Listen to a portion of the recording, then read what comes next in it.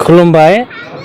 आंनि मुङा दिनेश ब्रह्म आङो दुलाराय बर' फरायसा आफादनि लोगो गाहाय नेहाथारि आरो आंजों लोगोआव दङ क'क्राझार जिल्ला दुलाराय बर' फरायसा आफादनि लोगो आफादगिरि मनिन बसुमतारी आरो उनथिं दङ रामफलबिल दखरा दुलाराय बर' फरायसा आफादनि आफादगिरि बिजित कुमार ब्रह्म आरो साखाथियाव दङ उपेन्द्रनाथ ब्रह्म भकेशनेल गोजौ फरायसालिनि गाहाय फोरोंगिरि अरायथा ब्रह्म सार आं गिबियावनो दुलाराय बर' फरायसा आफादनिफ्राय साबायखर बावहरबाय नेल्सन मेन्डेलाया मोनसे बाथ्रा बुंदों education is the most powerful weapon which we can use to change the world माने सोलोंथायानो ओरैबायदि मोनसे गोख्रों हाथियार जायनि गेजेरजों बुहुमखौनो सोलायहोनो हायो दा बेखौ बिथा खालामनानै दुलाराय बर' फरायसा आफादाबो बर' हारिखौ जुदि जोङो सोलायहोनांगौब्ला बर' हारिखौ सोलोंथाइनि बिथिङाव दावगाब्लासो बर' हारिया सोलायनो हागोन आरो बेखौ बिथा खालामनानैनो दुलाराय बर' फरायसा आफादा 2021 मायथाइयाव जोङो जोंनि बोसोरसालि जथुम्मायाव जोङो थान्दै मेलाव मोनसे थांखि लादों दे फैबाय थानाय समाव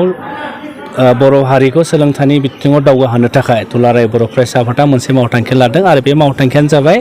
mission skill and quality education बेनो जाहैबाय आदब आरो गुन गोनां सोलोंथाइनि मावथांखि आरो बे मावथांखिखौ बिथा खालामनानै फैबाय थानाय 2 बोसोराव दुलाराय बर' फरायसा आफादा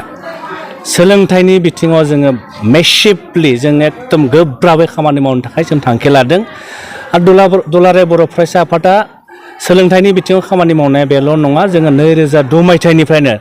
आथिखालसिम जोङो दुलाराय बर' फरायसा आफादा सोलोंथाइनि बिथिङाव जों खामानि मावबाय थादों 2002 मायथाइयाव जोङो सोलोंथाइ बोसोर होननानै जोङो डिक्लेयार खालामदों आरो बिनि उनाव 2007 मायथाइयाव जोङो सोलोंथाइल' लाब्ला जाया जोंनि सोलोंथाइया गुन गोनां जानांगोन ओंखायनो जोङो मिशन क्वालिटि एडुकेशनखौ जों लानाय जादों आरो बेखौ बिथा खालामनानै जोङो क'क्राझारनिफ्राय लानानै आप टु जुनाइसिम जोङो गोलाव सम जों माने साइकेलजों हान्थिनानै जोङो बिमा बिफाखौ लोगो हमदों फोरोंगिरिफोरखौ लोगो हमदों फरायसाफोरखौ लोगो हमदों मानोना सोलोंथाइयाव जौगानांगौब्ला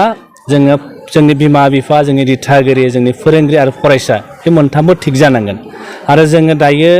2021 मायथाइयाव जे आदब आरो गुन गोनां सोलोंथाइनि मावथांखि बेखौ लानानै जों फरायसालियाव हाबबाय थादों आरो दिनैबो जोङो रामफल दखरा दुलाराय बर' फरायसाफोरनि बानजायनायाव जोङो उपेन्द्रनाथ ब्रह्म भकेशनेल गोजौ फरायसालि बे हाब्रुबारियाव जों बेखौ फरायसाफोरखौ लानानै जों लोगो हमफैदों दिथागिरिफोर लानानै जों लोगो हमफैदों आरो जोङो फोरोंगिरिफोर लानानै जोङो लोगो हमफैदों सोलोंथाइखौ जों जौगानो थाखाय बोरै लांनांगोन जोङो जों रायलाय फैलायदों आरो जों बेबायदि खालामलाङोब्ला फोरोंगिरि दिथागिरि आरो फरायसाफोरा जुदि जोंखौ मदद होयोब्ला जों सानो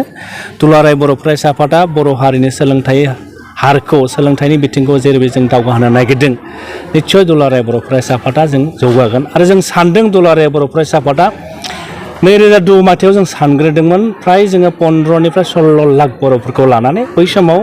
वेस्ट बेंगलनि बर'फ्रा थालांदों बै समाव वेस्ट बेंगलाव जोंनि एबसु आफाद गैयामोन दा जों साननानै नुदों 2002 मायथाइयाव बर'फोरनि सोलोंथाइ हारा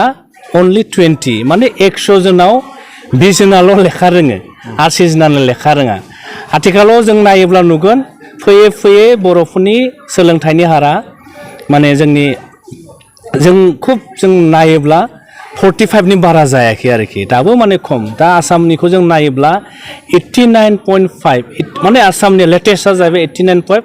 90आनो हमना ला जों अब्ला आसामनिया 90 ब्ला जोंनिया 45 जों 45आनो जों उनफिननानै दङ बेनि थाखायनो बर' हारिखौ जों दावगाहोनो थाखाय सोलोंथाइखौनो जोङो बांसिन जों मेसिभलि जोङो माने इम्परटेन्ट होनानै जोंनि फैबाय थानाय खुदियाफोरखौ सोलोंथाइनि गेजेरजोंनो बर' हारियाव साफा सुबुं सम्पद दानो थाखाय आरो बिथांमोनखौनो फैबाय थानाय समाव बर' हारिखौ दैदेनलांनो थाखाय जोङो सोलोंथाइनि बिथिङाव खामानि मावनो जोङो आवगायबोदों जोंहा मोनसे आसाबादि जों फोथायो मानोना 2002 मायथाइनि जि माने जोंनि सोलोंथाइनि हार आरो आथिखालनि हारखौ नायोब्ला जों गोबां जों मोनसे सोलायनाय फैदों आरो बेनि थाखायनो सोलायनाय फैदों जे गोदो जोङो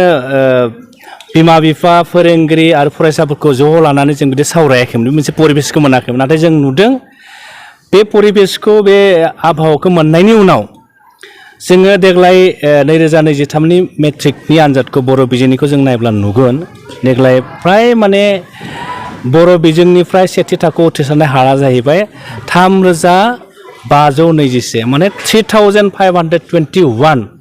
बर' बिजोंनिफ्राय बर' फरायसाफ्रा सेथि थाखोआव उथ्रिनो हादों नाथाय जोङो जेब्ला 2006 सानदोंमोन बै समाव नुदों अनलि अल आसामाव 66 फरायसायाल' बर' बिजोंनिफ्राय सेथि थाखोआव अल आसामाव उथ्रिनो हादोंमोन अब्ला बै 2006नि 66 आरो 2023 मायथाइनि 3521 जि मोनसे डिफारेन्स जों नुदों बेनि गेजेरजों जोङो मोनसे जों फोथायो जों साननो हायो बा जों बुंनो हायो जे आथिखालाव जोंनि दिथागिरि जोंनि फोरोंगिरि आरो जोंनि फरायसाफोरा जोबोद खस्थ' खालामदों आरो खस्थ' खालामनायनि थाखायनो बर' बिजोंनि फरायसाफोरनि जि रिजाल्ट बे रिजाल्टआ बे मोनसे थाखोआव बे मोनसे थासारियाव फैदों होननानै जोङो बुंथिनो हायो आरो दुलाराय बर' फरायसा आफादनि मावथांखियाबो रायजो राजानि अनसायनाय मोननानै जों मोनसे आबुं जानायनि लामायाव जों थांबाय थादों होननानै जों बुंथिनो हायो